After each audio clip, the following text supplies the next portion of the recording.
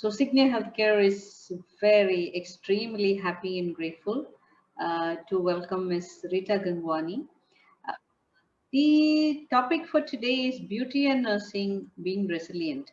Now, this is part of our month-long activities that we are going to have on the well-being of nurses. So there'll be more activities that is going to happen in November also. So Ms. Rita is the first one to integrate this. And before I even say anything more, I will just show you one more slide that when you go to Google and put her name, Ms. Rita Gangwani, this is what I got today. So you can see that she is with Manushi Chiller, Miss World.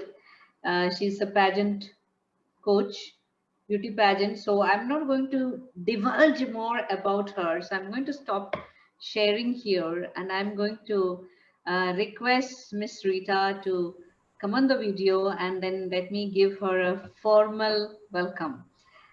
Good evening, Miss Rita. Is it okay if I call you Rita? Absolutely, ma'am. Good Okay. evening, everyone. Good evening. So, a very, very warm welcome to Miss Rita. I'm going to look at my paper because her description is so long. So let's start with Madam Rita. She is Lieutenant Rita Gangwani, retired from the army. So now all of you understand that why ma'am is on on our platform, because she's a nurse. So that's why I invited her to this program, and I am so excited that for the first time we have someone who had been a nurse and who have now traveled a totally different path. So if I have to look at her, I know that she's popularly known as the Queenmaker, and is a President of India awardee, honored by World Book of Records. And she's personality development coach. As also, she has been on TV and she works with film stars. And I also know that you have actually acted in a couple of movies also. I was trying to find some clips today, but I could not. And she's on the board of Miss Bhutan, Supermodel Nepal, Miss India, Mrs. India, Miss India, America, many more as mentor. May I request everyone to keep their mic muted, please, so that everybody can hear? Rinzen, Lamo, please keep yourself muted. Thank you. And we'll ask Rita how she was got into the book of world records. And so many awards. I was trying to count them, and I'm just going to read a couple of them. Global Peace Ambassador, though she is in pageant, beauty pageant preparations. There is Global Peace Ambassador, Women on Top Award, Jewel of India, Himachal Gaurav Saman, and I think Rita belongs to Himachal Pradesh, if I am not mistaken. And she was the best cadet with President Gold Medal when she was in the army. And yes, she has authored a book on beauty pageants green room, which is endorsed none other than Miss Universe Sushmita Sen. So, ma'am is showing the book. Uh, so nice, so much to talk about you, and I am so proud to know that you had been a nurse. Yes. Thank you. Thank you. Rita, just very warm welcome on behalf of Cygnia Healthcare and all of us present here. Thank you so much for taking time for being with us. Okay. So this is going to be, and she has also starred in two movies, Delhi in a Day and Bolly web series called Sach Kya Hai. अब ये दोनों movies मुझे ढूंढना पड़ेगा देखने के लिए, because now that I know you are there, I have to go and find it. So this is going to be a little bit of a chat that we are going to have, primarily focusing on, as nurses, we are also going through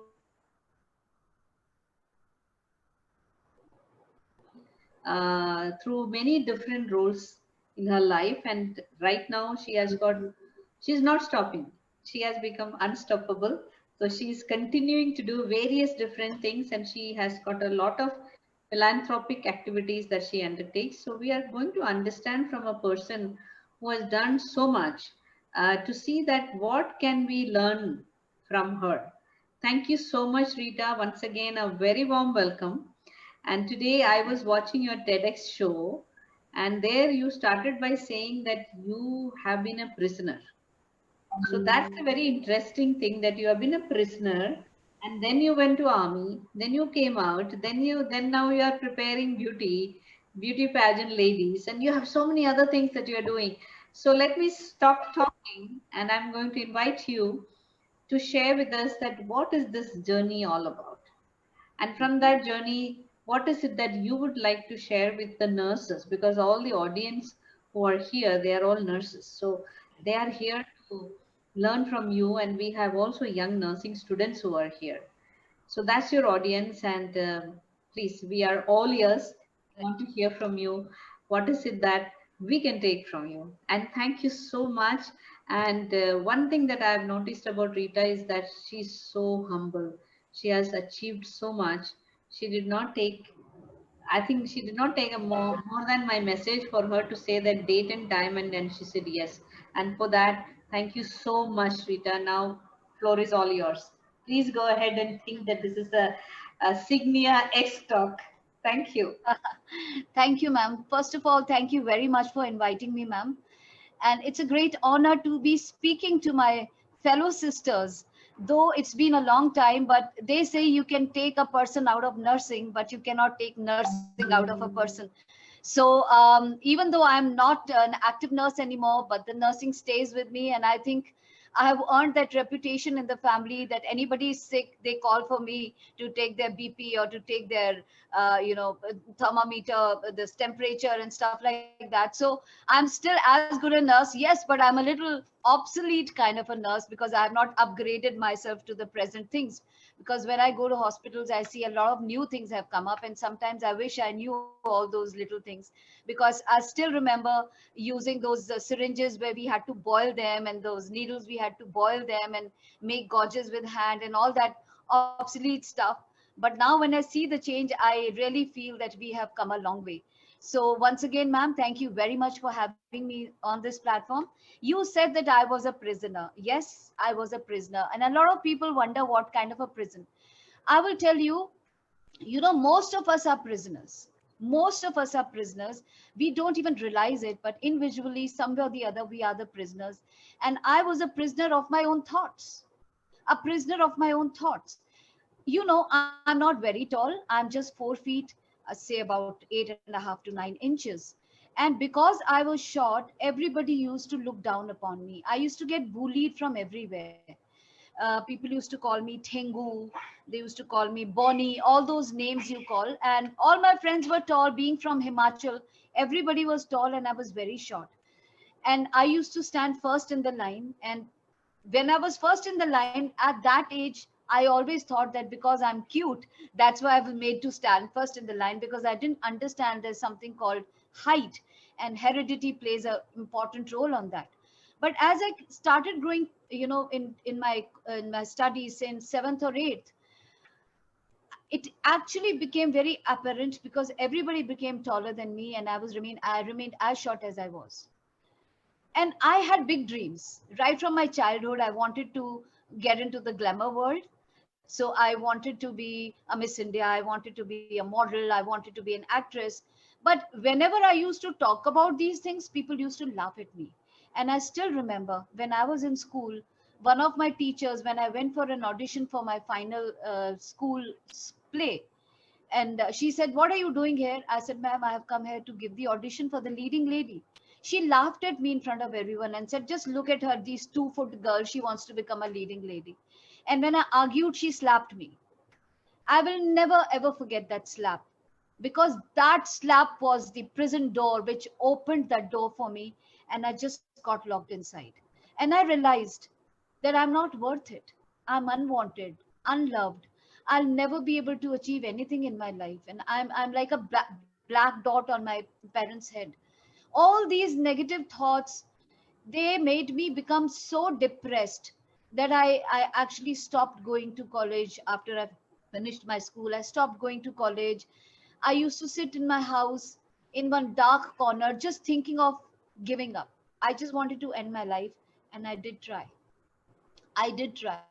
I tried electrocuting myself, but somehow I think God had different plans. I got saved. But when I was going through that phase of my life, remember this thing always. Whenever you're going through a bad phase in your life, God always sends someone as a messenger. Sometimes we recognize them, sometimes we don't. But for me, it came in the guise of another teacher of mine. She came home to see me, and she shook me to reality, and she said that 100 rupee note, however much old it is, however dirty it is, it will always remain 100 rupee note, and you will always get 100 rupee change for it. So similarly, this society will break you, will do all kinds of things. But remember, if you know your value, if you understand what is your value in life, no one can take that value away. And she says the first thing to realize your value is accept yourself as you are. Love yourself first. Because if you don't love your own self, how do you expect people to love you? She said the first thing you do, you stand in front of the mirror morning. The first things you do is, oh, I'm so short, I'm so ugly, I'm so this. Who listens first? It is you, your own brain, who listens to it first. And if you don't respect your own self, how would your body respect you back? And she says, first thing you have to do in life is to find your value. And that made me realize that my height was a very small part of my personality. I had much more bigger things in my own self. So I changed my focus to what good I had. I realized I can speak well, I can act well, I can talk well, and I'm intelligent. And so once I changed my focus, there's a saying, when you change your vibrations in a certain manner, the entire world comes, the vibrations of the universe come to help you. And one day I was passing by on the road, and I saw this newspaper, employment news, with the headlines, wanted women in the army. And I was scared to pick up that paper. I mean, it appeared glamorous. I never knew what nursing is. I never knew what army is, but it appeared very glamorous. So I picked it up and I just rushed through that advertisement, and I realized there was no height criteria. So I sat through that competitive exam. I sat through that written exam. I went through that medical board, and I did become a probationer nurse, and I was trained under Command Hospital, Air Force, Bangalore.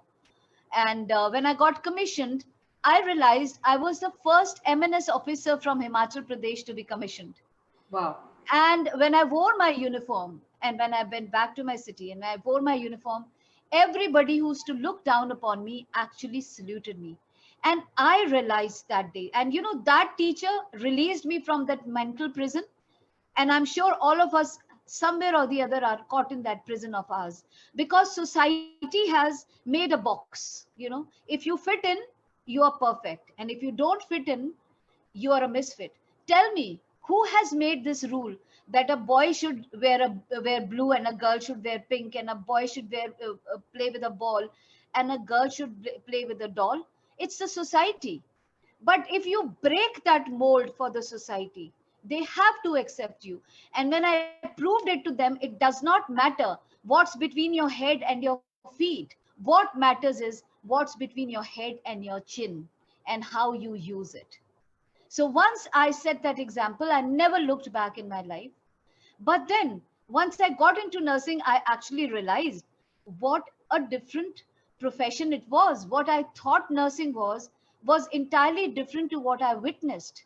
And I realized that, there could be no noble profession than nursing. No noble profession than nursing. And when I was serving those people, though initially I didn't like it, because, when you are in the army, or for that matter, any kind of nursing, you start from the scratch. You have to do all kinds of things, maybe pack dead bodies, or maybe give them the last rites as you pack them and all. I was a little apprehensive about those. But as I continued to do it, I realized that I have gathered so much of blessings in my booty that I think I couldn't have ever done it in any other profession. And then I served. I did my midwifery from Army Hospital, Delhi, Cant. I continued to serve for a year, and then I met my husband. Now, my husband is again a Mills and Boone story. He's a civilian, and he had met with an accident right opposite to a hospital, and he was rushed in there, and his whole leg was crushed under a truck, and then he stayed in the hospital for a very long time, and I was in charge of the officers ward at that time. So that's how I got connected to him, and we realized that we are made for each other. But the thing was that since he was a civilian, I could not do my posting every 2 years, so I took release on marriage grounds. And but when I left the army, I was lost. I didn't know what else to do because that was a part of my life. And then I thought, what can I do? And suddenly it struck me that in the army we were taught manners, etiquette, how to sit, how to stand, how to eat on dining table, how to address people. So I realized these OLQs are something which are missing in the civil world. Girls of my own friend circle didn't have these kind of manners. So there the blueprint was made that this is something which I'll tell, this is something which I'll teach those people. And then I went ahead because what I learned in the army was very rigid, and I couldn't have used all those rules and regulations in the civil world. So I went to a Swiss Indian finishing school. I did a certification and came back to India. And in around 1984, I started my own finishing school where I started teaching people how to sit, how to stand, how to talk, how to walk. And that's how I grew. And from there to the corporate, from corporates to pageants, from pageants to modeling, from modeling to films to television, it just grew. And here I am today in front of you. My journey started from a 4 feet 10 years old, completely a person who had given up in life, to where I'm today, known as a Queenmaker by most of the people, and being so glad that I gave Miss World 2017 to India, who's my student. So it's been a long journey, ma'am. It's been a great journey. But all along, I think whatever I am today, believe me, ma'am, I truly believe these are the blessings of all those people I served. Somewhere or the other, they have worked for me in my life, and I'm truly grateful to all my patients who'd ever been there, that they gave me a chance to serve them. Because now when I'm seeing those people, the Corona Warriors, I took a special class for Meteor Hospital very recently to encourage the Corona Warriors there, and I realized how much they are giving back to society, putting their own well being on one side. But I also realized that, not only are they serving, but somewhere or the other, they are also going through this lot of turmoil in their life, about what is happening, the uncertainty around us. But please remember, my dear fellow sisters, the amount of blessings you are earning is going to go a long way, a long, long way. And there's nothing better than serving people the way you are serving. In my time, we were only girl nurses, but now I see a lot of gentlemen have also entered into this profession. So I think we have become a wholesome to serve the people around us, and there can be nothing better than this, ma'am. So, and again, very, very thankful for having me on this platform and speak and encourage my fellow sisters that life can, there is no full stop. There's no full stop. If you really want to move ahead in life, there's not full stop. The only thing in life, you have to sometimes take a pause, which is very necessary. And when I took that pause, I could reframe the entire roadmap of my journey ahead in life. Yes, ma'am. Questions, ma'am, if you have anything Yeah. to ask me. Thank you so much for that summary, Rita. That is really really impressive. I did not think that you are under 5. I was telling them that you are short, maybe 5'1", 5'2". So when you said you are under 5, I suddenly became your very close friend because I am under 5. So I used to tell my story sometimes to my people, saying that I was always in front of the line all the time because I was the shortest. But I never had any misunderstanding that I'm the cutest. I never thought so. But I learned one thing, exactly as you mentioned, that it is very important that what is here, how do I look at things, and how do I make my strength so strong that the weakness is hardly seen by people. you know. I think that's a very big lesson to have. And since you have been through so many different phases of life, I would just love to ask you one thing, that when it comes to being resilient during these tough times, it's very important that one need to have the ability to remain resilient in the face of adversities. So you have been in the army. Army is very well known for tough times. And then yes, in your own life you have been through a lot of things. I'm sure that you told the story that it went on from one thing to the other, but it's not always a smooth journey. It's not that you came out from army and everything started just like that. It is not like that. So what would be your advice to all our sisters and brothers who are here? I mean, now there are brothers also in our audience who are male nurses. And so, what would be your advice to these young ladies and gentlemen who are here? And there are some seniors also. We'll come to the seniors in a while. The young nurses who are here. What would be your advice, that how to remain resilient? And while they are going day in and out to hospitals, worried about their own family, worried about their own safety, what would be your advice, that what can they do to remain resilient in the face of this Okay, ma'am, one thing, yes, this adversity which has hit us at this moment is definitely of a bigger magnitude. But first, again, let me put my story and then I'll build it towards where we are going. That, as you said, that ups and downs come in life, and it did happen in my life as well. I will share from where I started this journey of being a resilient person and how I'm carrying it forward, and I'll give the advice to my friends. That a couple of years back, suddenly when I was teaching, I felt uneasy and I was rushed to the hospital, and an angiography was done, and they realized that three of my arteries were almost 99% blocked, and the main artery aorta was 99% blocked. And they said that I needed an immediate open heart bypass surgery. I'm not going to name the hospital, but I'll tell you what exactly happened. I went through an open heart bypass surgery, but it didn't go right. And while in the hospital itself, I landed up with secondary infection, and nothing was working. Nothing was working. And I mean, like, it appeared that I may not be able to come out of it. To top it all, I suddenly developed conjunctivitis in the hospital, and some wrong drops were put in my eyes, and I lost my vision. One eye, just 10% vision was left, and in another, just 30% vision was left. And it was like my balance had become bad. I couldn't sit because my stitches hadn't healed. I had nerve degeneration, as you call it. And it was still going through that when my husband, who was a partner with somebody in the company, had a fight, and we had to close down the company.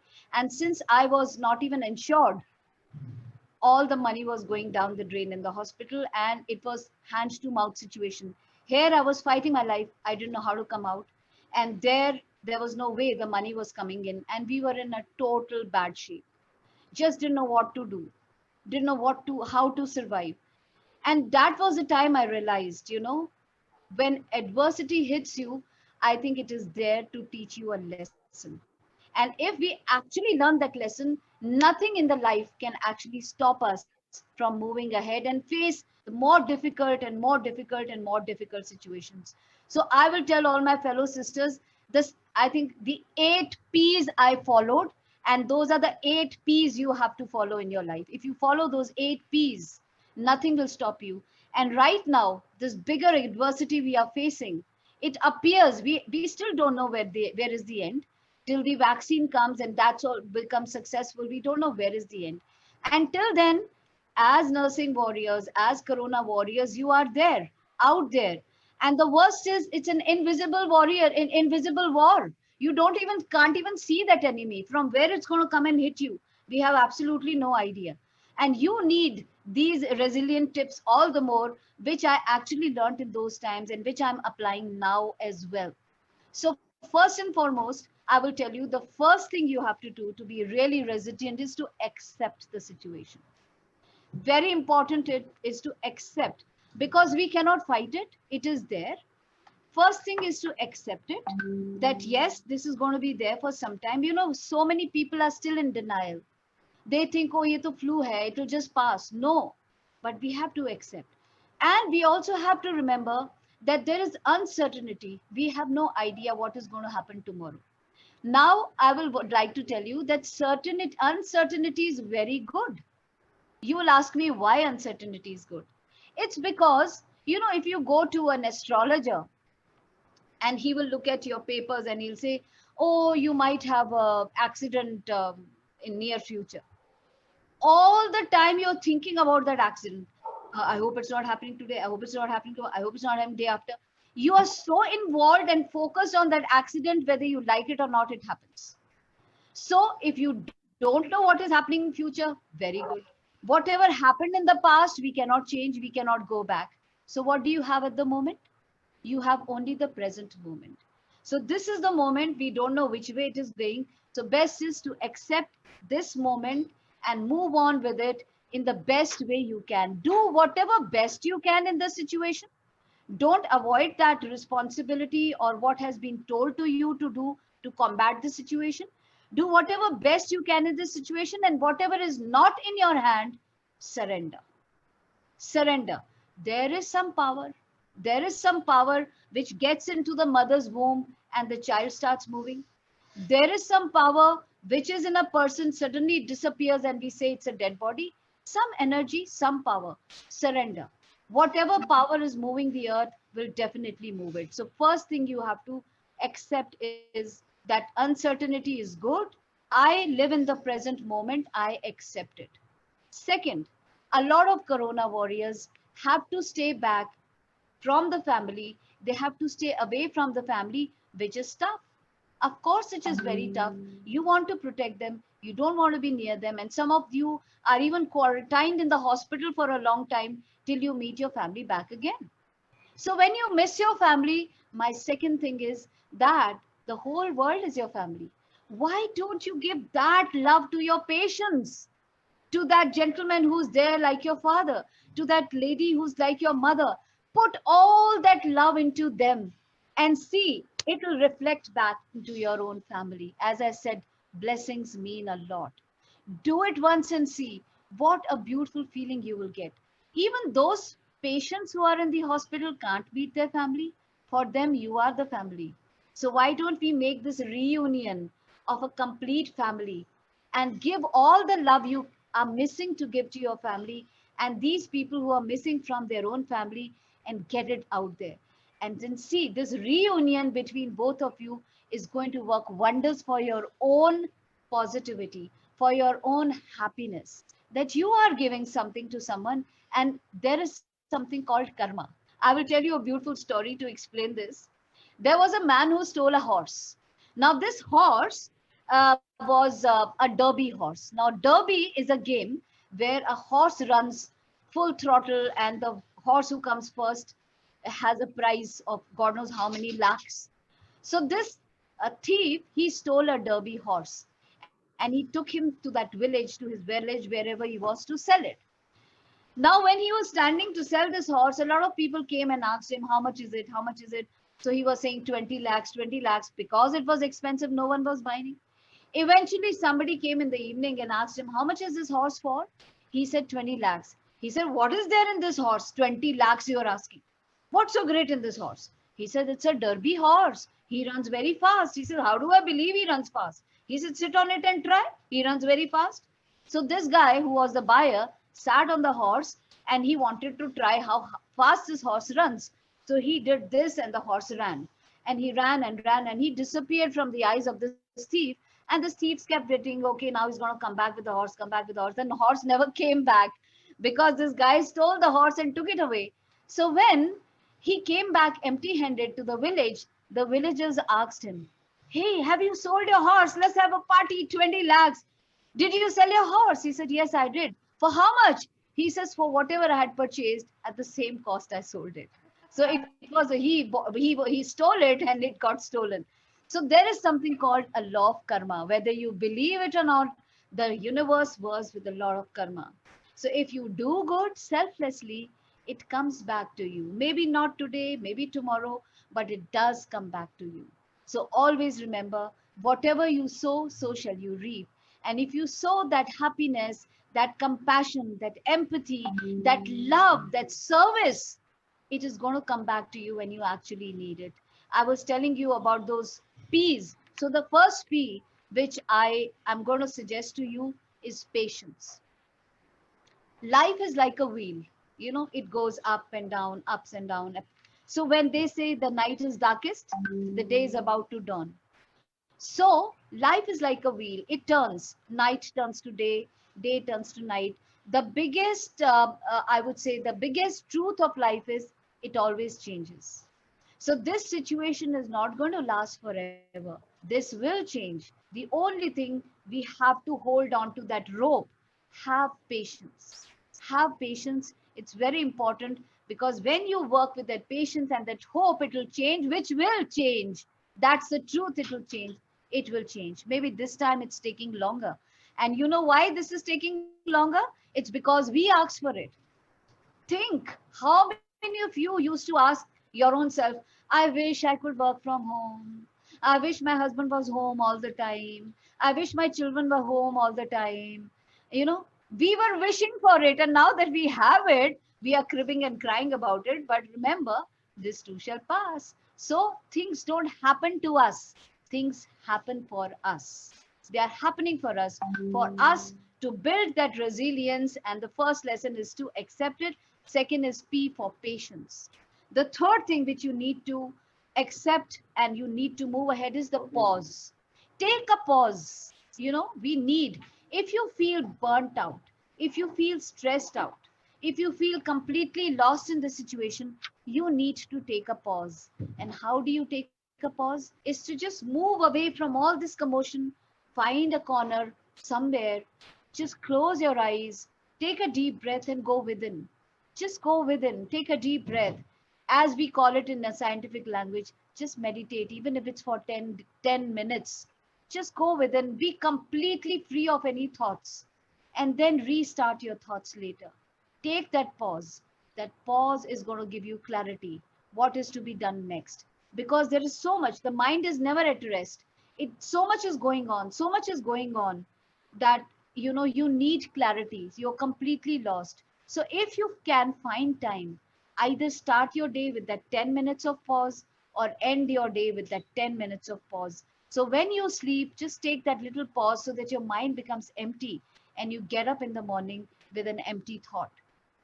Third important thing which I would say you need to follow is to push. Now, I'm not saying push in this way. Push is called pray until something happens. Pray until something happens. Prayer has a lot of power. A lot of power. Whatever you believe in. I'm not saying any specific God. Whatever you believe in, even if you believe in your own power, just pray, push and pray that I've done my best. Everybody in the world is putting up their best. Now, please, Almighty, please the energy. I'm just praying that everything becomes all right, the whole world. And as you pray, they say when you pray, you use all these five fingers together. Now, a lot of people, even when I teach prayer, I tell them how to pray. So when you're praying, the nearest is your thumb, which is touching your body. So first thing is the one which is touching next to your body. So first thing is, when you pray for people who are nearest to you, your family, your loved one, pray for them. Then comes this finger. Now, this finger is the finger we use on people. He said this to me, he said that to me. Forgive them. This is the time for forgiveness. We don't know what tomorrow holds. So forgive them. Pray for them. God, keep them safe, keep them happy. Then comes this finger, which is the highest finger of our hand. Pray for people who you hold very high in your life, your gurus, your mentors, your teachers. Pray for them, that they continue to spread that positivity and the knowledge to people everywhere. Then comes this finger, very important for us nurses. This finger is the most delicate finger of a hand. So look at this finger and pray for those people who are helpless, who are suffering, who are delicate. Pray for their recovery, that everything becomes all right for them. and then comes this small finger, which is actually you. But you would realize by the time you've prayed for everyone, you've indirectly prayed for your own self, because they say when you pray for others, it bounces back all on back to you. So it's very important. Push, pray until something happens. Another thing which I would like to say is, have this um, um, perseverance, that thing that I have to put in whatever best I can, in whichever best way I can. You would see that you are serving in the hospital. There are a lot of people who are serving on the roads.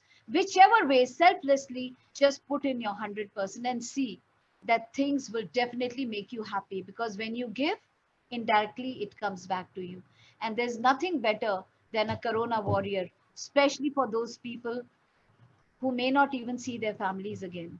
We are lucky. We are very lucky that you are the chosen one God has picked up. Not everybody gets a chance. Not everybody gets a chance to serve the world. But as nurses, I think we are the most blessed one, that God has, out of all the people, picked us to do this job. I have seen it, those PP kids, and I've seen them bleeding from their faces when I see them, when I go to this hospital meteor. And I've realized that not all superheroes wear aprons.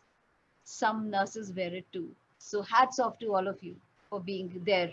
And I'm sure these things which I'm telling you would definitely help you uh, uh, to to be more stronger in this situation. Because if you are the root on which the entire system is based. If the root is strong, the whole tree is going to be strong.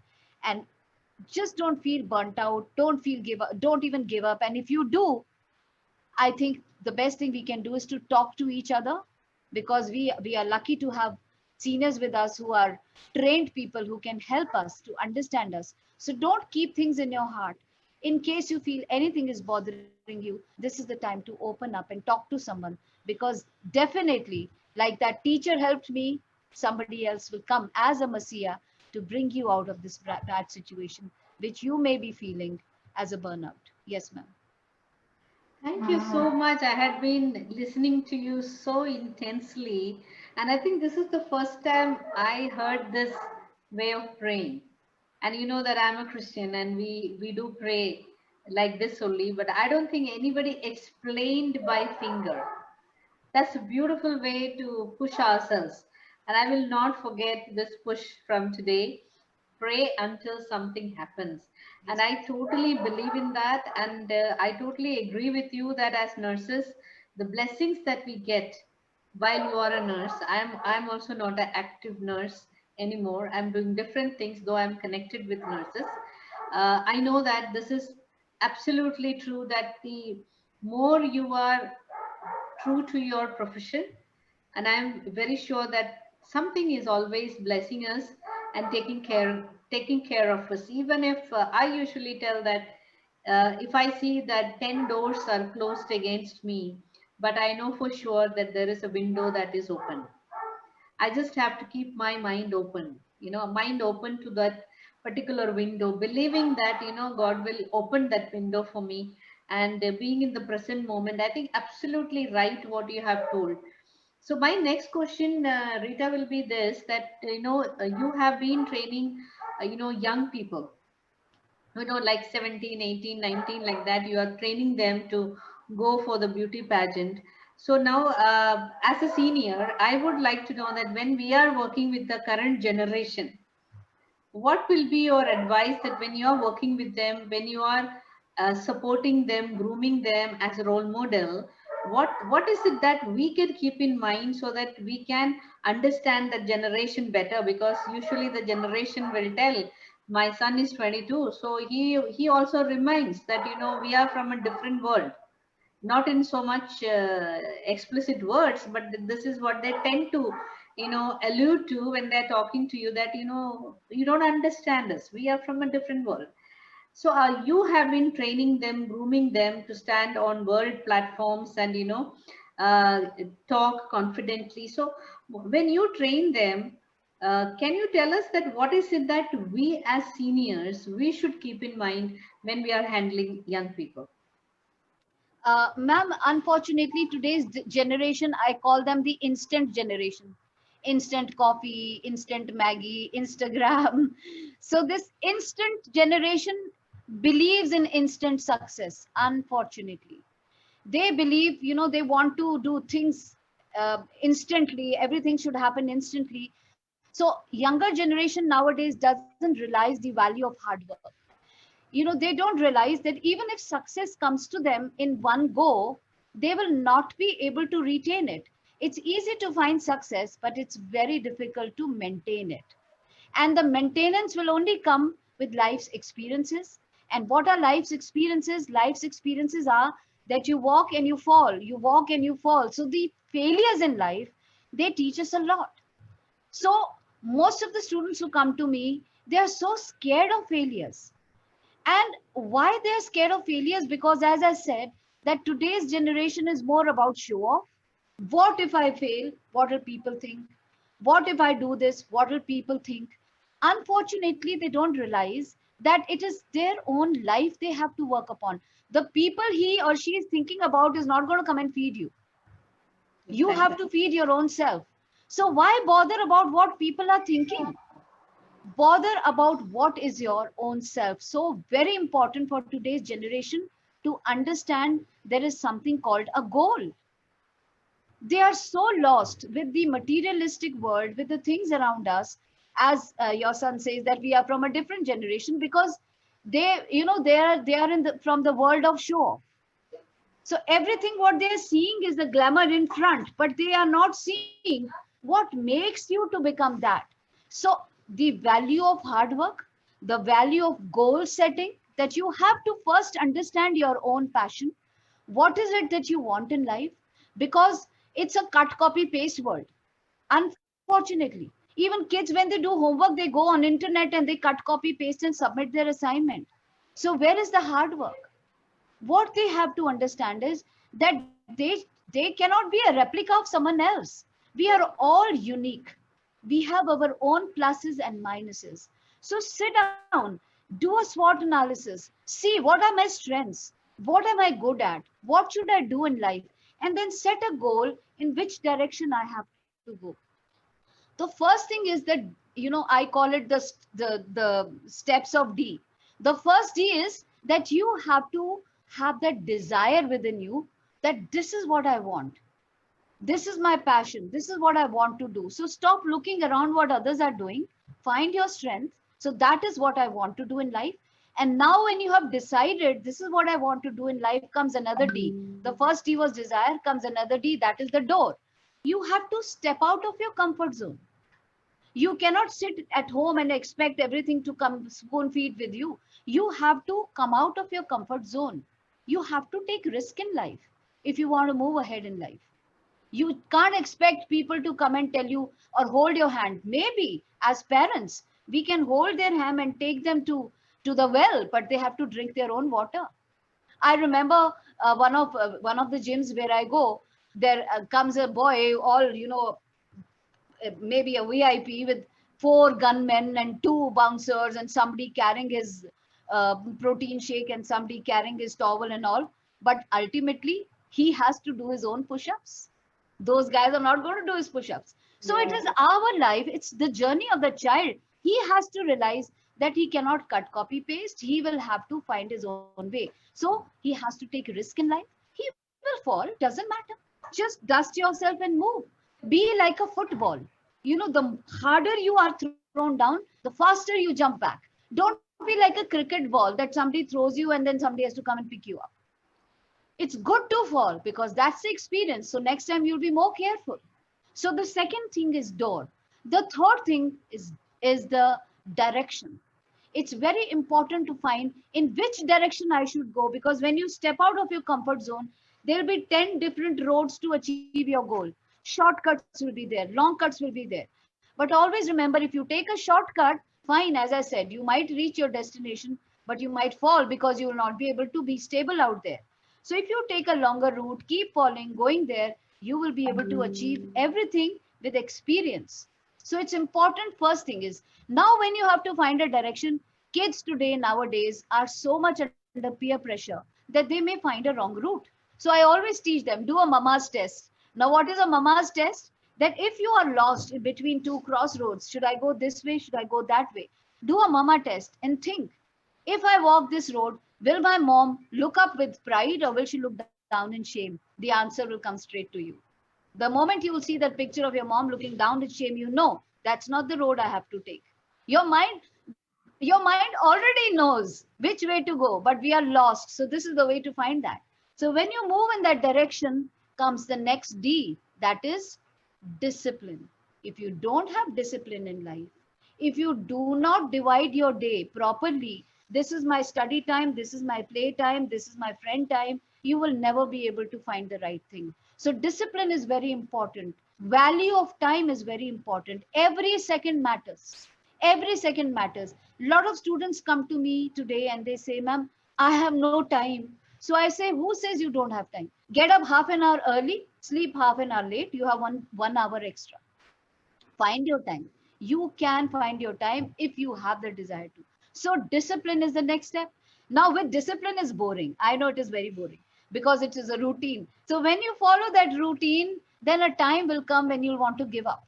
This is where you need another D, that is determination. Come what may, I have to do it. Nothing is going to stop me. So when you have this determination, you move ahead in life. Maybe a time will come when your body will give up, when your mind will give up, you'll feel burnt out. That is where you need another D, that is the drive. You need a motivation, somebody who has to push you. It could be in a form of a story, it could be a form of a coach, it could be a form of a mentor or a friend. So be with the people who will push you. Unless you don't find them, you're going to fall. So the drive comes, and then eventually you reach the final D, that is your destination. So walking on that path itself is quite a challenge for today's generation. But first thing you need to identify, it's very important to have a goal in life. My girls come to me, ma'am, I want to be a beauty queen. Okay, fine, you become a beauty queen. After that, what? Life is not going to stop at being a beauty queen. Then what? So if you want to be a beauty queen, what is beyond that? How do you use that crown to move ahead in life, to give back to society, to move in your own life ahead? So you have to have this goal, a plan in your life. And if you don't plan in your life, you plan to fail. That is very important. So this is how, ma'am, today's generation has to understand. They have to come out of that peer pressure thing, and they have to come out that instant mode to a maybe a brewing mode where the more you brew the coffee, the more tastier it is. So they have to understand this fact in life. Thank you. That's a fantastic answer. And there's a saying that goes, magic always happens outside the comfort zone. Yes, ma'am. Magic cannot happen inside the comfort zone. And also, the saying goes that if you continue to do the same thing, you cannot expect different results. Yes, ma'am. You want different results, you need to do something different. So before I go to the next question, I'm going to ask the audience if any one of them have anything to ask Ma'am Rita.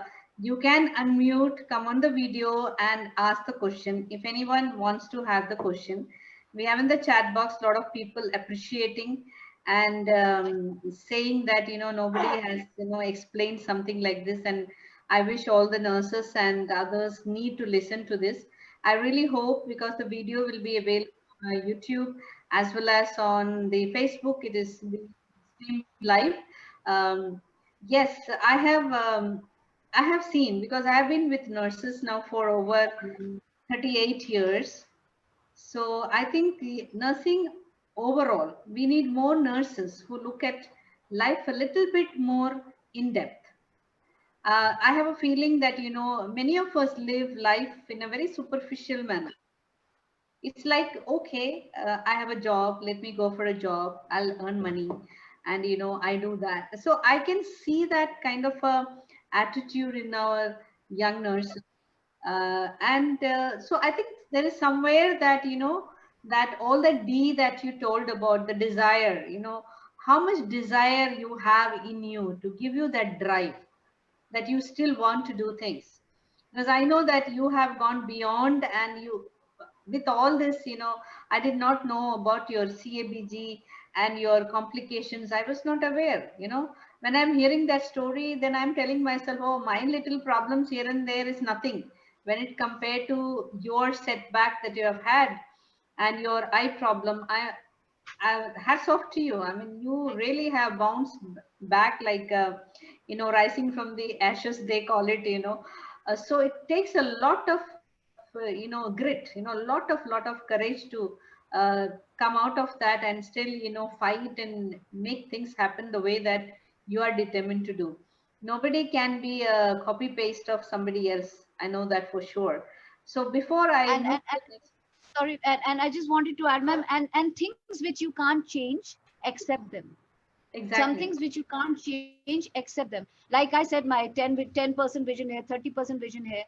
um, I used to even get this what is called photophobia initially, when there were corneal ulcers in my eye, Oh, and somehow they got healed. But when I tried laser surgery, it didn't work. I tried contact lenses, it didn't work, because even the contact lenses used to become distorted when they used to put in my eyes.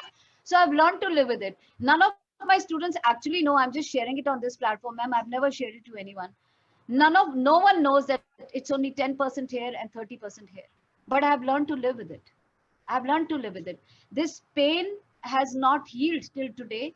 As they say, with sometimes, 1 in 1,000 people, when the nerves don't go back to the same track, they mm, don't reunite together, and it is always painful. So from the leg where they took out the vein, it's still as painful. If you touch it, I can scream. Same with my chest. But I've learned to accept it. As they say, things you cannot change, might as well accept it. So there's a very nice prayer. God grant me the I've forgotten how it goes. The God grant me the serenity to accept the things which accepting. I can or I cannot change. There's a beautiful thing. So there's not every time in life that life will move exactly according to you, but life will move according to how it's destined to be. But if you give up, if I would have given up after my heart surgery and all, I would be, I don't know where I would be. But right immediately I came back home. I sat, when I went to my I was training at the college. I managed to go there, stand with that pain, give those class, and slowly my body got used to it. I don't even think about it. So this is how we have to accept what happens and put in our best, and always be grateful. At least my hands are working, my feet are working, you know, everything else is working. So what if something has taken away from me? Be grateful. There are people on the roads who don't even have legs, people who can't see, people who can't hear. At least we have everything going. So what if little thing is gone? It's still there. So be grateful for what we have. Gratitude is very important, especially in this time when you see so much of suffering around you. So instead of cribbing and crying, I don't have this, I don't have that, be grateful. People don't even have families. We are with families. They are there to look after us. We have our family with us. So if you count little blessings in life, now you will never ever complain about what life is giving you. Yeah. Exactly, exactly. I think an attitude of gratitude is a big way of managing life in difficult times because if we can see the glass half full rather than half empty, it's an attitude, right? I will say, ma'am, I don't see the glass half or I don't see the glass full. I'm Oh, happy, yeah. at least I have a glass. That's a beautiful way of reinterpreting the same thing. Yeah, I'm grateful that I have a glass. Okay, coming back to all our audience here, that I would like to ask if any one of you would like to ask. Already, Ma'am Manju has come on the Yeah. video, and I was very sure that you're going to ask definitely something. Yeah. Please introduce yourself, Good and evening, then ma'am. Yeah. can Good definitely. evening. Yeah. I'm Dr. Manju Chugani. I'm former dean of School of Nursing Sciences, Allied Health, Jamia Hamdard, and Good evening, ma'am. yeah, it was heartening to hear you actually, and I would like to ask you that what we face with our students lack of confidence because of English in nursing. Most of the people who are coming in private colleges like us, they do not have background of English, and that makes them like not confident of what they are doing. They're very good in their work, they are extremely gentle at heart, but they feel less confident because of this English. And even in India, if this is a cause or factor for lack of confidence, I always feel how to overcome this. Ma'am, frankly, English is a language which the spoken English has to be learnt. We learn grammar and everything in school. So what I normally suggest, I also face a lot of students, but in my pageantry, it's not a barrier, because internationally when girls go, there are people from all over the world who don't know English, and there are translators who can translate for them. But I can understand, and in nursing, it's very important to know English, because if you speak in your language, that's again a big barrier. And I faced it when I was a patient, when girls used to speak in Tamil and Malayalam in front of me and laugh or whatever, crack a joke, and I used to think they are laughing at me. I used to take it so personally, and I used to feel very bad why they're talking in their own language. And then later I realized it's because they were not comfortable in English. For that, ma'am, the only thing they can do is that what my girls also do is to read the newspaper every day, and pick out some words which they think are the words which can be used in everyday life, and use those words. Let's say I pick up 2 words per day, nothing big, just 2 words per day of English which I Right, can use in my daily life. And then you right. start implementing it throughout the day, 100 times use those words in various sentences, so that it Yeah, becomes a part of you, but they should be easy words. yeah, So carry a news, and reading is the most important thing. The more you read, the more you improve your English. So I right. remember, ma'am, even there was a time when I wasn't very comfortable in English language, Hmm. though I am from a convent school, but I had no confidence to speak.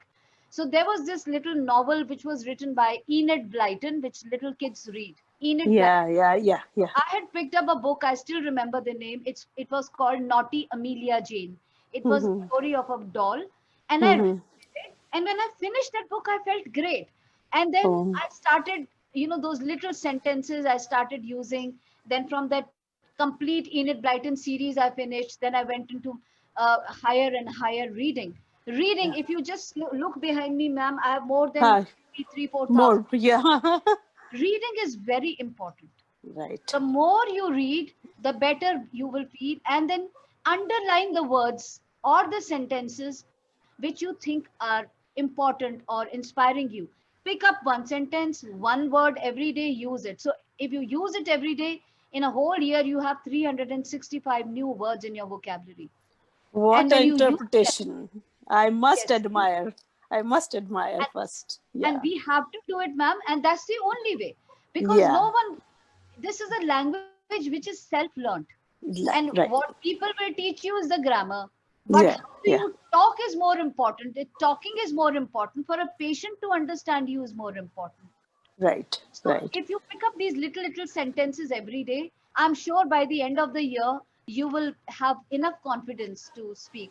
And if you feel that okay, I don't Yeah. want to pick up these words, look for everyday sentences which you are using in nursing. Yeah. Do you have any pain? How do you feel? And then words like, wow, excellent, nice to see you, look bright today, you look healthier today. So pick up these words which you can use in nursing. Start, Yeah.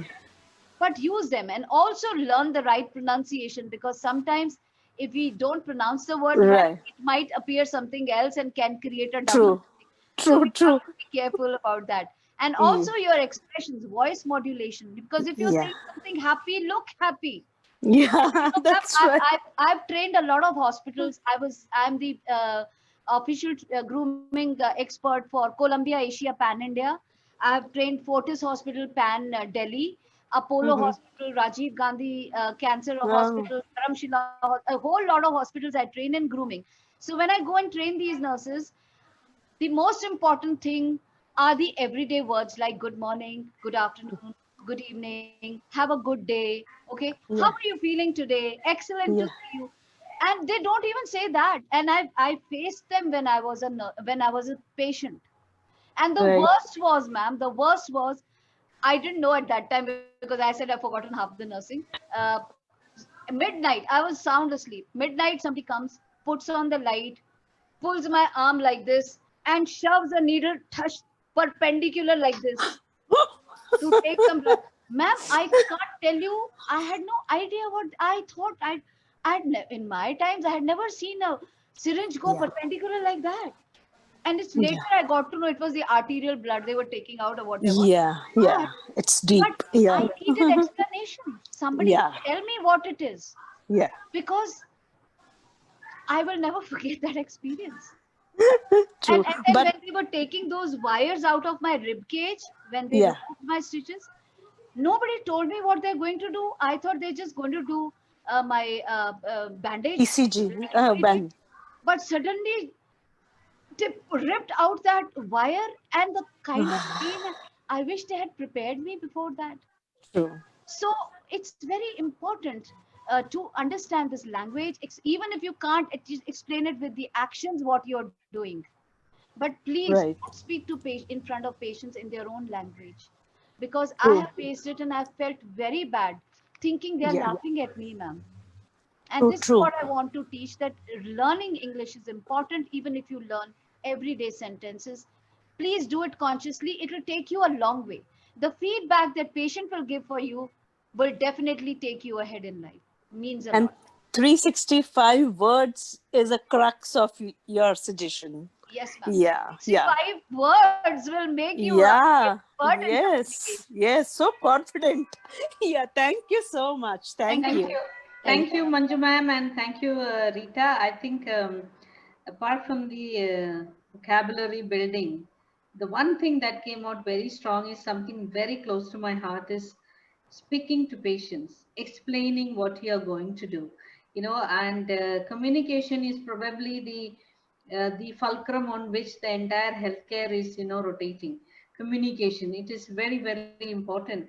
And unless and until we know the language the patient and the family is speaking, there's no way you can communicate. And what you have explained, I will not say it is exaggeration, because I have also seen that.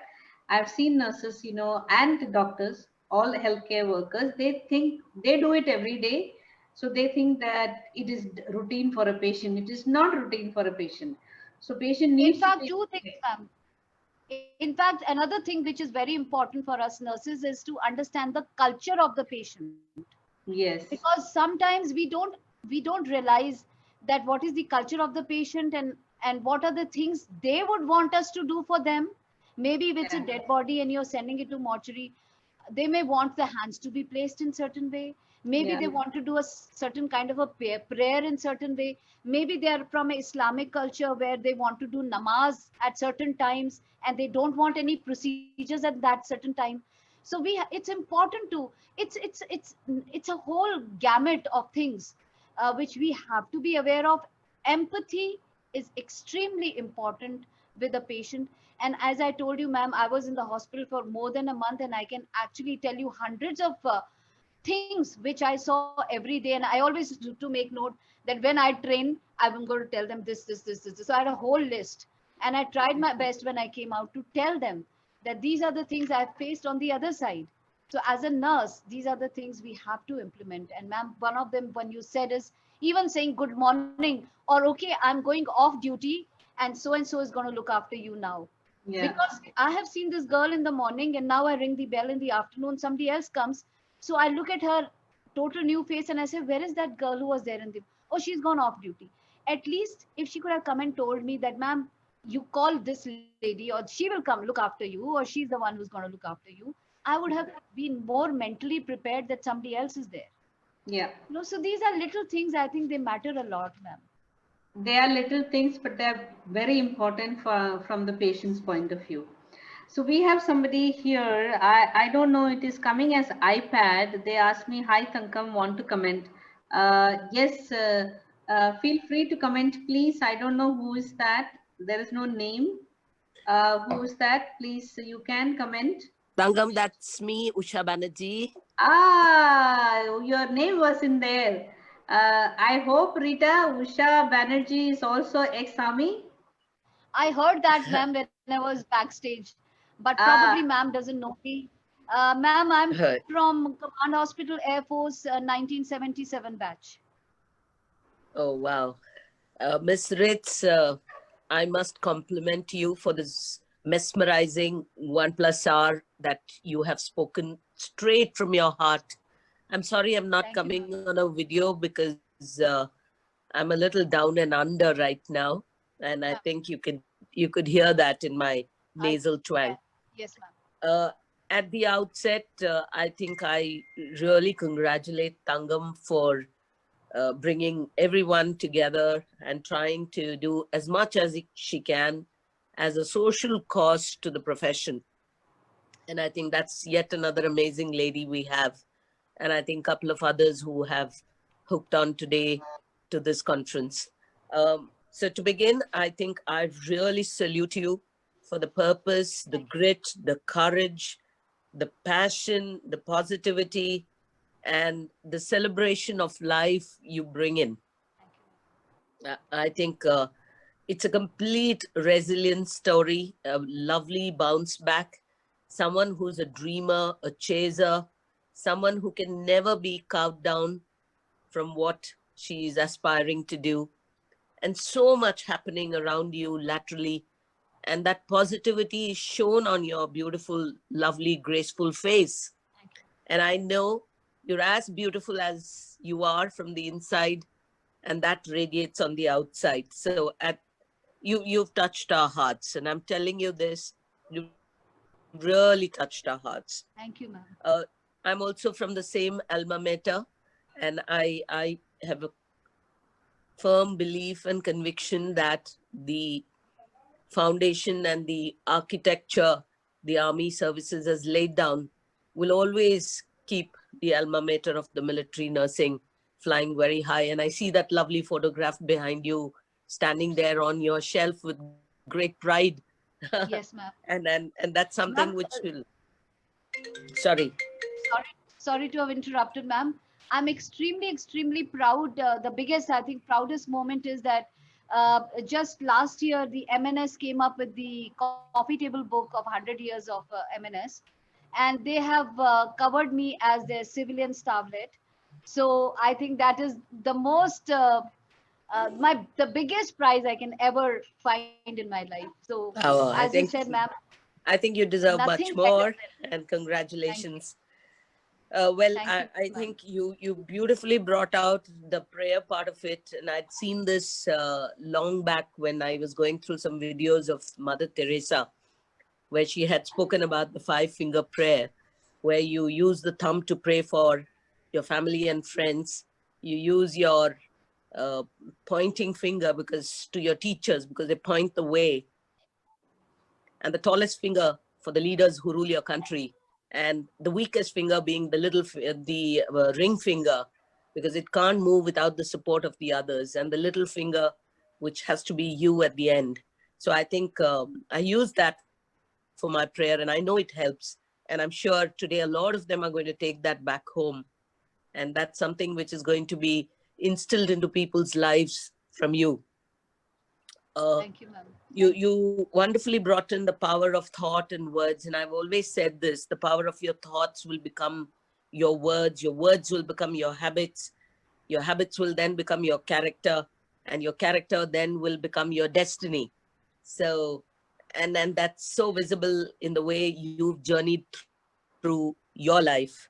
So for me, Thank you, the ma'am. little things that you told today, those small little things, they are very profound. They're very profound. So you've not only Thank you. taught a little bit of how to be a good nurse, but you've also left behind how to be a good human and how to celebrate life. So I'm sure just these few hours of yours is going to touch a lot of lives, and a lot of people will be transformed today. Thank you, ma'am. And I'm sure you're going to leave a little behind of yourself in everybody's heart forever. So Thank you, ma'am. that's all I want to say. And I just want to thank Tangam and the rest of them. And thank you so much for being here for us today. I'm sure your message has been very, very valuable for Thank all you. of us. Thank you, Thanks, ma'am. Atan. Thank Thank you you, so ma'am. much. Thank you. I have, ma'am, Thanka, ma'am, I have two more messages to give to my fellow citizens. Definitely. Please go ahead. You said how to remain resilient at this time. So this is my most important message. What are we, when we are facing this adversity at this time, what is one big thing which is coming in our mind? We call it fear. Fear. We are all afraid. We are all fearful. What is future going to hold? I will give you a small example and I will tell you how to overcome this fear in life. Imagine I'm giving you a lemon, a very fresh lemon in your hand, and I'm telling you just smell it. So just pretend to smell it. You smell a very nice, pungent, citry smell of this fresh lemon.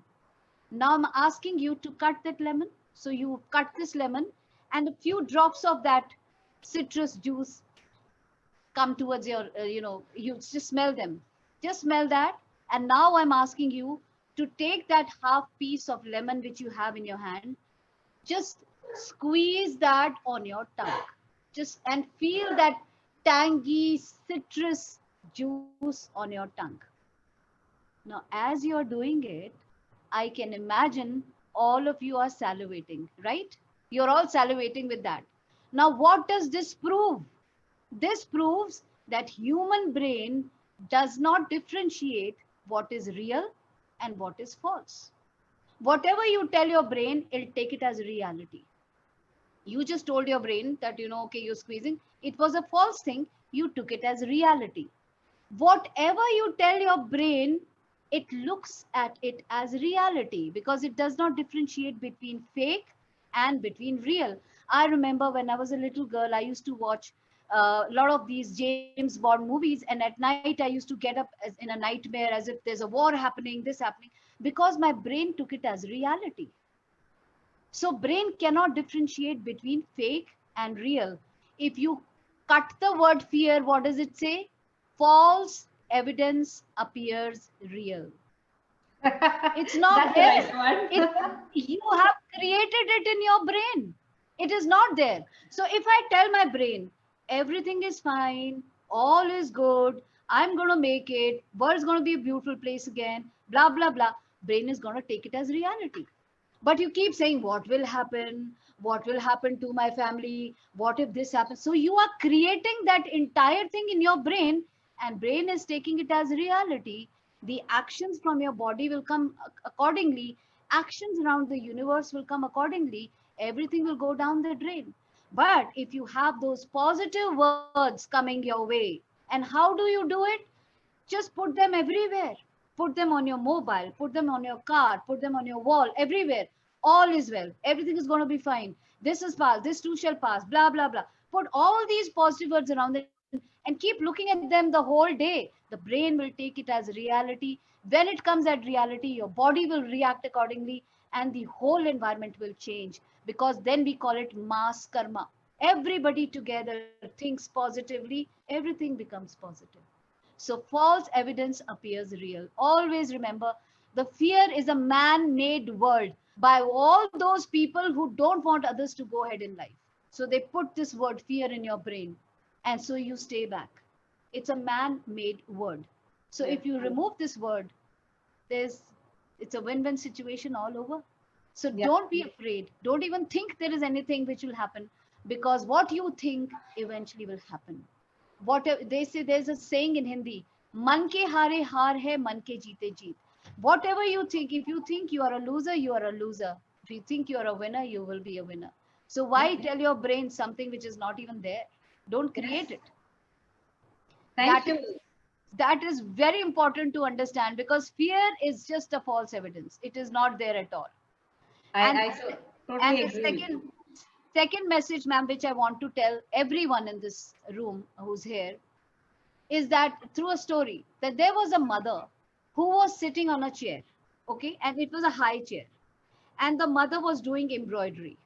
So this mother is sitting on a high chair and she's doing embroidery, and her little child was playing on the floor, and mother is doing embroidery. So when the child looked up, he looked at the embroidery from the bottom. So when he saw some jumbled up, threads. He couldn't understand what is it. So the child asked his mother, Mom, what are you making? So the mother said, I'm making a beautiful flower, but I can't see it because he's looking at it from the bottom. So mother said, wait, I will show it to you once I complete it. And she got busy again. So the child played for some time. Again, he looked up. all the more jumbled threads. So he asked his mom again, Mom, what are you making? She says, I'm making a beautiful flower, but I can't see it.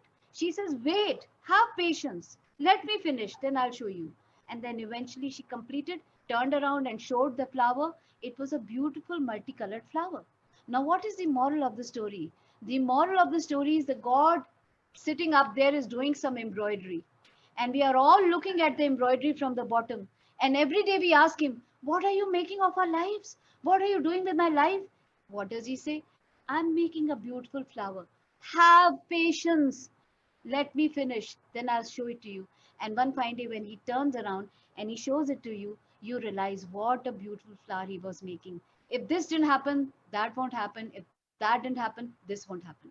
So always have patience. If things are not working out, maybe he has better plan, but he definitely has a plan, and he will reveal it to you at the right place at the right time. So wait it out. It will come to you. So that's my second message, to stay Profound. strong in the situation. Profound message, Rita. That's really, really motivating. And they are, I think I totally resonate with you. And as Usha told in her very powerful way, that, a lot of people are going to go from here with good messages for them to practice, starting from the 5-finger prayer. And so I have something that I tell God when I have problems. I usually tell them, guys, I usually tell God, I don't know how big is the problem. I really can't handle it. You better handle it. That's my dialogue with the God. I say, I just leave it to you. I have a bigger God, then the problem is not that big. So he will definitely do that. That's how I relate to your story. And on my mirror, on my dressing table mirror, there's a writing which I've written with lipstick. It is called I am enough. I am enough. I see that almost every day. It kind of gives me courage to say that, I can face and I can do the things that I would like to move forward with. Now, before I say bye, we already have crossed 1 hour and 15 minutes. One last, advice from you on the lighter note. Now, with all the masking and other things happening, obviously the use of lipstick has grossly come down because you don't want to wear lipstick. But I was thinking the other day that sometimes, you are going to remove your lipstick when remove your mask when you have social distancing is already maintained. Sometimes you want to remove, or you are in a restaurant. So somebody was joking, what do we do now? Half the lipstick will go in the mask, and when you remove, it may look all smudged. What are we going to do now? You are in that beauty world. Do you have any tip for that? That's Yes, ma'am. totally different from the very philosophical and in-depth discussion we had on facing adversities and being resilient. That's most important. And since you have come on our show, I can't resist asking this practical tip also. Yes, ma'am. Yes, ma'am. Ma'am, nowadays, if you check out these brands like Lakme and all, they have come up with a lipstick which is called non-transfer lipsticks. Smudge Oh, proof, okay. non-transfer lipsticks. They are matte, they don't shine. So you just put a layer of that. As it is, once it dries up, it will stay for 9 to 10 hours. Whether you have water, whether it just rubs onto your mask, nothing is going to happen. So Okay. non-transfer lipstick, and these are smudge-proof lipsticks. So always look around for non-transfer lipstick. They come in a liquid form, so you just apply them, wait, they will just completely dry up and they will become the color of your lips.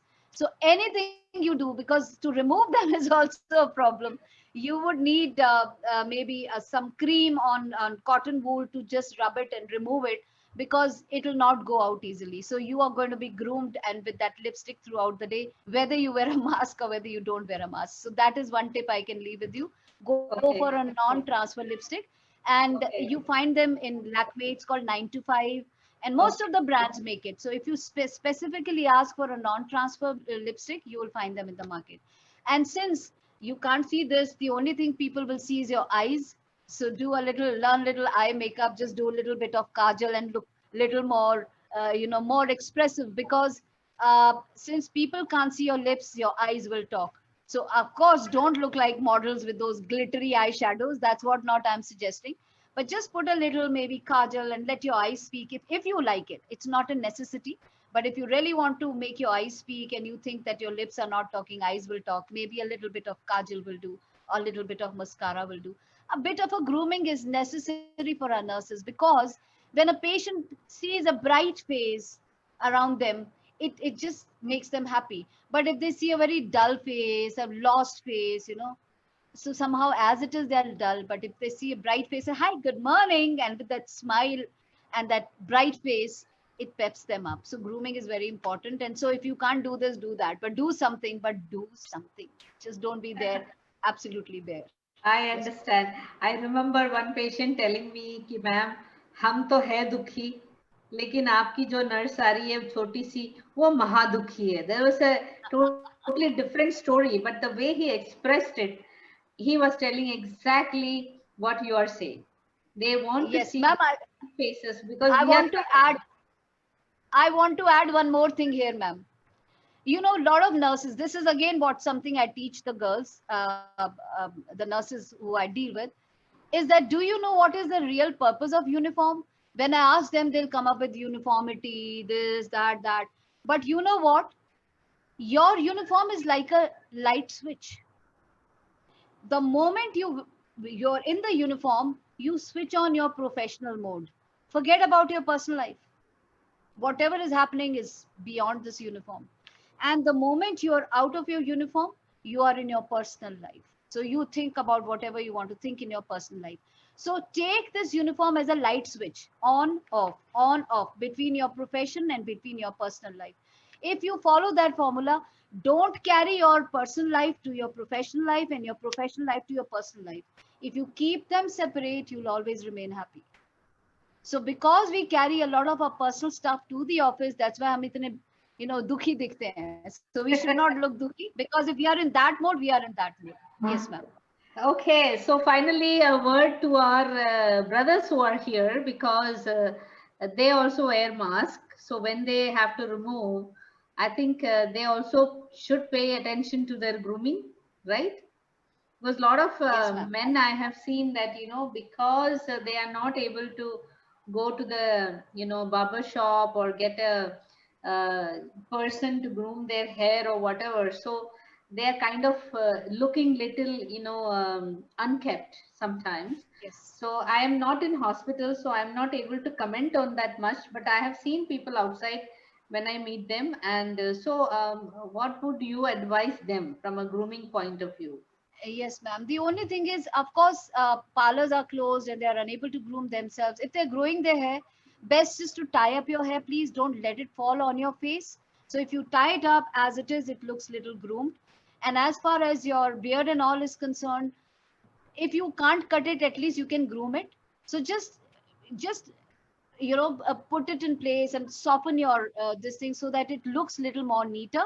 And most important, as I said, when you remove your mask, the worst thing is those chapped lips you see in between those hair, very chapped lips. So one tip I can give you is that, if in between that hair we find some nice lips to talk to, at least it looks nice. So take a toothbrush when you're brushing your teeth in the morning. Just use that brush softly on your lips as well, so all the dead skin comes out. Your lips look a little pinker. And if you have a groomed beard and you have a tied hair, you will definitely pass off in your grooming test. Yes, ma'am. Okay. Thank you so much, uh, Lieutenant Rita Gangwani. Let me take your full name. And I can't say how grateful we all are. And thank you so much, Madam Manju Chugani and Captain Usha Banerjee, for chipping in and, asking question and reiterating what Rita had told, and I think those who have actually not been here, I think they lost a lot. But anyway, the video recording is going to be available on our YouTube. I'll try to put it up. Usually Zoom gives a recording in few hours time. So after that, I'll put it up on our YouTube channel. But on the Facebook, it is already there running. So I'm sure that those who are here, they are going to go and tell others what they missed. Okay. That's what happens in life. Opportunity comes once and this particular opportunity is gone. Yeah. So thank you so much for all the people who have been here. Thank you very much for coming to this session. Wanted to keep it for an hour, but it's 8:25. Thanks a lot, Rita. Ma'am, please, before you go, I have one last Not message. going. I will first ask you to go, and then only I will. One last message. One Yes. last message for all the seniors who are out there. Age is just a number. Age is just a number, man-made number. It's all in you. I just wanted to tell you, during this lockdown, I won this crown, Miss Queen Universe. So it just does not matter your age. It's how you look at yourself. We are always forever young at heart. So never ever let your age stop you from achieving your dreams. Whatever you want to do, just find time to do it. Put in your heart, throw your heart from the wall on the other side, and you will definitely go to the other side. So that was my last message. Thank you so much, Rita. It was wonderful session, and I'm very sure that I will be going back and looking at this recording once in a while to get myself also motivated. Thank And you. 200% I am with you. I always tell that age is just a number, because my son keeps reminding me sometimes that how old I am, not to go out. He says, Mama, Corona is there because you're over this age. I'm 61, by the way. So he keeps telling, Mama, you are above 60, you should be careful. I said, 61 hoga tera jo bhi hai, but for me it is just a number. Ulta karo, 16 at heart. 16 at heart. I'm Exactly. same age as you, ma'am. Same age as you. Oh, wow. That makes me even more motivated. Huh? When you stand on your heels, I keep thinking, oh my God, I should also stand on my heels once in a while. I am not able to stand on, at least not on pencil heels. I can be on the platform, but not on pencil heels. But I can see her standing on pencil heels also. I keep admiring all that. May God bless you, Rita. Continue to do. We have not even discussed what philanthropy she does. She does a lot of, charity work, which is in her profile. So I think she absolutely lives her life totally the way she wants to live and impacting lot of lives. And thank you for coming here and also sharing your experience and influencing all the people who have come here, and those who have not come here. I'm sure they are all going to watch you on the video, and this is going to be there. It's not going to go down anyway. It is there on the YouTube channel. So people will go back and look at, and I'm sure Madam Manju is going to tell all the students, go and watch this, 365 words. Don't miss that. Yeah. Thank you so much, all of you. Thank you, Rita. Thank you so much, and God bless you and wish you all the very best. Thank you, ma'am. Thank you. We will Thank keep you in for touch. having me. Thank you. Thank you. Thank you. Bye-bye, everyone. Thank you very much. Bye, ma'am. Thank you so much. Bye. Hi, Tangam. Thanks, Usha. Thank you, Madam Manju. Thank you, everybody else. Thanks, Madhavi.